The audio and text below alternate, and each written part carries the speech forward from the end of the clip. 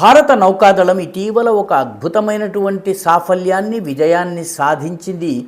దీని గురించి నేవీ గురించి మనం చాలా తక్కువ మాట్లాడుకుంటాం. ఎక్కువగా మన దృష్టి అంతా కూడాను ల్యాండ్ బార్డర్స్ మీద, ల్యాండ్ ఆర్మీ గురించి ఉంటుంది.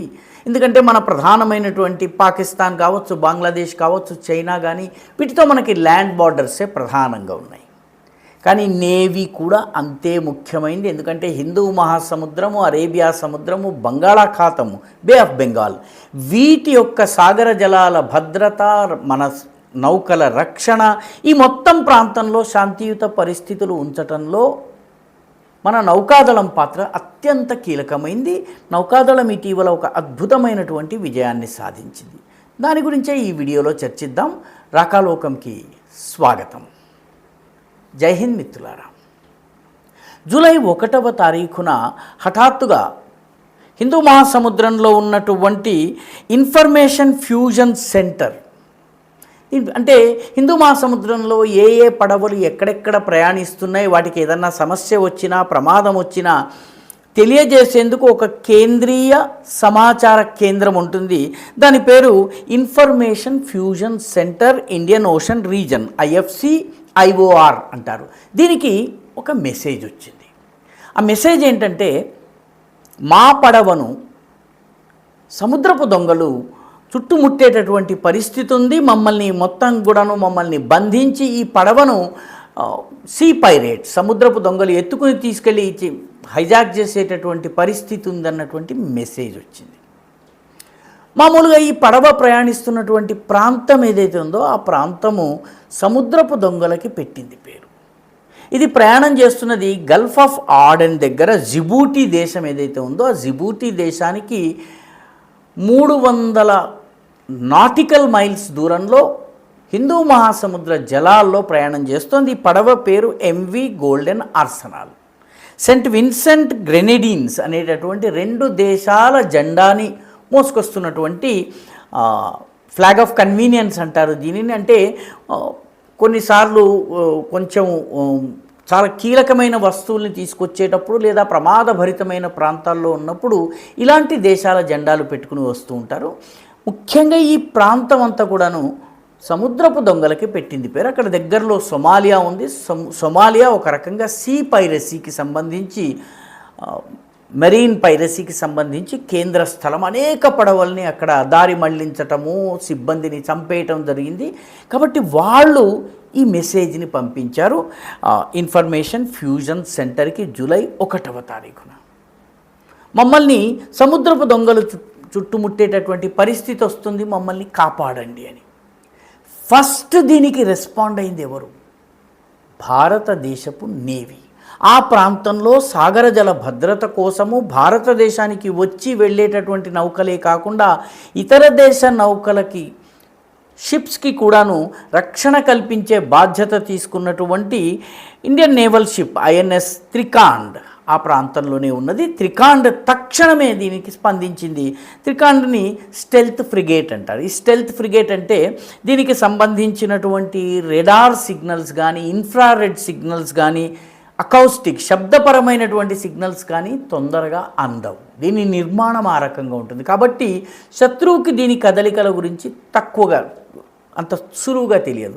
ఈ INS త్రికాండ్ తక్షణమే స్పందించింది. దానికి సంబంధించినటువంటి కమాండోస్ ఎవరైతే ఉన్నారో మెరీన్ కమాండోస్, వాళ్ళని మెరీన్ కమాండోస్లోని, మెరీన్లోని MAR, కమాండోస్లోని CO తీసుకుని మార్కోస్ అంటారు. ఈ మార్కోస్ తక్షణమే స్పందించి ఒక ఇండియన్ నేవీకి చెందినటువంటి P-81 మ్యారిటైమ్ పెట్రోల్ ఎయిర్ క్రాఫ్ట్ని ఎక్కి వీళ్ళు తక్షణమే ఆ షిప్ ఉన్నటువంటి చోటకి వెళ్ళారు. ఆ షిప్ పేరు MV గోల్డెన్ ఆర్సెనల్. ఇది మన దేశానికే వస్తుంది.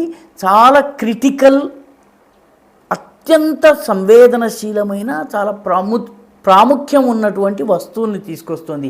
ఏం వస్తువులు అన్నది ఇప్పటి వరకు ప్రభుత్వం బయటపెట్టలేదు, ఎవరూ బయటపెట్టలేదు. అంటే ఈ దేశానికి చాలా అత్యవసరమైనటువంటి ఏదో వస్తువుల్ని తీసుకొస్తున్న దీన్ని పైరేట్స్ ఎప్పుడైతే చుట్టుముట్టే ప్రయత్నం చేశారో తక్షణమే మన మార్కో స్పందించారు. INS త్రికాండ్ నుంచి వెళ్ళారు. వీళ్ళు వెళ్ళడం చూడగానే సముద్రపు దొంగలు తక్షణమే పారిపోయారు. ఈ ఏరియా చాలా కీలకమైనటువంటి ఏరియా, గల్ఫ్ ఆఫ్ ఆడెన్ అంటారు. ఈ గల్ఫ్ ఆఫ్ ఆడెన్ వాస్తవానికి గల్ఫ్ ఆఫ్ ఆడెన్ ఒక ముఖద్వారంలో బాబ్ ఎల్ మాండెబ్ అనేటటువంటి ఇరుకైన జలసంధి ఉంటుంది. ఈ బాబ్ ఎల్ మాండెబ్ కూడాను స్ట్రెయిట్ ఆఫ్ హార్ముజ్ లాగా అత్యంత కీలకమైనటువంటి సముద్ర రవాణా మార్గము. ఈ గల్ఫ్ ఆఫ్ ఆడెన్ నుంచి ఈ బాబ్ ఎల్ మాండెబ్, దాన్ని దాటిన తర్వాత సూయజ్ కెనాల్ నుంచి ఎర్ర సముద్రం రెడ్ సీకి వెళ్ళేటటువంటి మార్గం ఉంటుంది. చాలా సరకు రవాణా హార్ముజ్ నుంచి ఎలా అయితే జరుగుతుందో ఇది ఈ ప్రాంతం నుంచి కూడా జరుగుతుంది. ఇక్కడే సొమాలియా ఉంది, మిగతా అనేక దేశాలు ఉన్నాయి. ఈ ప్రాంతంలో కొన్ని అట్లాంటిక్ నుంచి నేరుగా కేప్ ఆఫ్ గుడ్ హోప్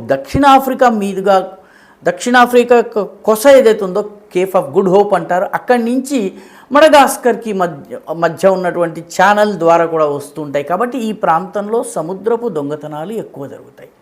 అయిన త్రికాండ్ తక్షణమే అందులో ఉన్నటువంటి నేవల్ సిబ్బంది, ఈ గోల్డెన్ ఆర్సెనాల్లో ఉన్నటువంటి సిబ్బందికి స్టాండర్డ్ ఆపరేటింగ్ ప్రొసీజర్స్ ఉంటాయి. ఇటువంటి ప్రమాదం రాగానే వాళ్ళకి ఈ లోపల సిటాడెల్ అనేటటువంటి ప్రాంతం ఉంటుంది.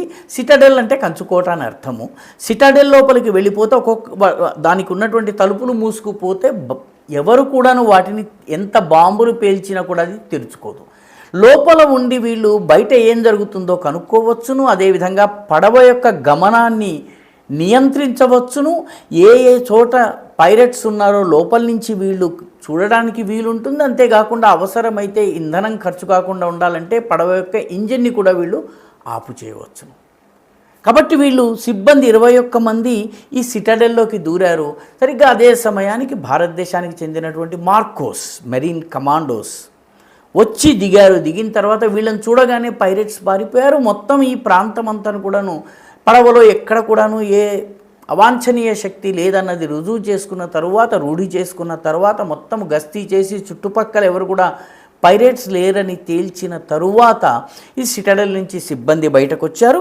భారతదేశము తక్షణమే రెస్పాండ్ అయిందంటే హిందూ మహాసముద్ర జలాలలో సాగర భద్రత మా బాధ్యత అని భారతదేశము మోదీ ప్రభుత్వం వచ్చిన తర్వాత సాగర్ SAGAR అనేటటువంటి ఒక ఆలోచనను ముందుకు తెచ్చింది. Security and growth for all in the region, ఇది సాగర్ యొక్క ఫుల్ ఫామ్.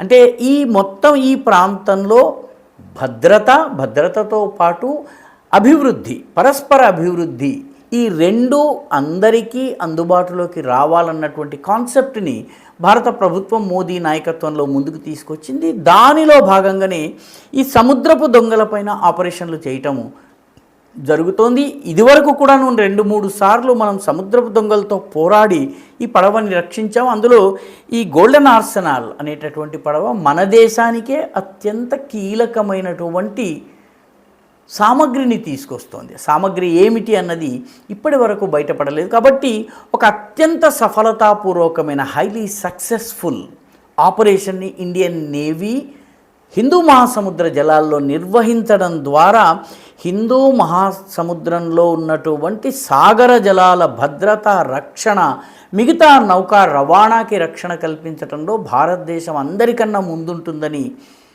తెలియజేసింది. INS త్రికాండ్ కూడాను తన పాత్రని చాలా సమర్థవంతంగా పోషించింది. దీని గురించి ముఖ్యంగా ఈ ఆపరేషన్ ఏ రకంగా జరిగింది, మన నేవీ ఏ రకంగా రెస్పాండ్ అయింది అన్నది ఈ సీ పైరసీ పైన పోరాడుతున్నటువంటి వాళ్ళు, అదేవిధంగా సాగర జలాల భద్రతను అధ్యయనం చేసేవాళ్ళు రానున్న రోజుల్లో ఒక పాఠంగా తీసుకోబోతున్నారు. ఈ వీడియో మీకు నచ్చినట్టయితే లైక్ చేయండి, షేర్ చేయండి, ఈ ఛానల్కి సబ్స్క్రైబ్ చేయండి.